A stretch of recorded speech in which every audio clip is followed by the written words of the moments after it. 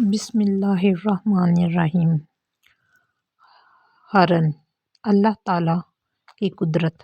ہرن کی کمر پر جو پسینہ آتا ہے وہ اس کی ناف میں جمع ہوتا ہے، اور جب دوڑتی ہے تو جو گرد اڑتی ہے وہ پسینے پہ جم جاتی ہے اور وہ کستوری بن جاتی ہے۔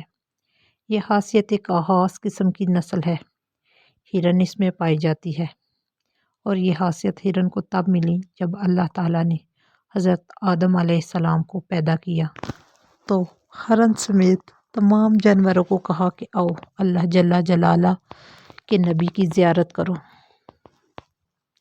ان سب جانوروں میں ہرن گئی تھی زیادہ زیارت کرنے کو، تو آدم علیہ السلام نے ہرن کی پشت پہ ہاتھ پھیرا تھا، تب سے ہرن کا پسینہ اس کی ناف میں جمع ہوتا ہے اور اس پہ گرد پڑتی ہے تو کستوری بن جاتی ہے۔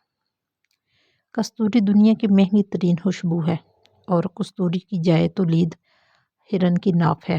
جس ہرن کی ناف میں یہ کستوری بنتی ہے وہ خود اس خوشبو کو سونگھ کر مسحور ہو جاتا ہے، اور شنید ہے کہ بعد از تو عام ہرن اپنی تمام وقت اس کستوری کو کھوجنے میں صحرا میں بھٹکتا رہتا ہے، مگر اس چیز سے لا علم رہتا ہے کہ وہ خوشبو اس کی اپنی ہی ناف میں سے آ رہی ہے۔ ہرن کی لا علمی پر آپ یقیناً ہنسیں گے، یہ آپ کا حق ہے، مگر خدا نے ایسا کام صرف ہرن کے ساتھ ہی نہیں کر رکھا، بلکہ گھوڑا وہ طاقت ہے جو طاقت کو ناپنے کا بھی معیار ہے۔ یہ موٹر اتنے ہارس پاور کی ہے، یہ تو سن رکھا ہوگا آپ نے، مگر روایت ہے کہ بروز قیامت گھوڑے کو پتہ چلے گا کہ اس کے پاس کتنی طاقت تھی۔ آپ گھوڑے پر بھی ہنسنے میں بحق بجانب ہے، مگر ایسا کام صرف گھوڑے کے ساتھ بھی نہیں، آپ کے ساتھ بھی اور میرے ساتھ بھی ہوگا، کیونکہ حدیث سرور دو عالم صلی اللہ علیہ وسلم ہے، جس نے اپنے آپ کو پا لیا اس نے اپنے رب کو پا لیا۔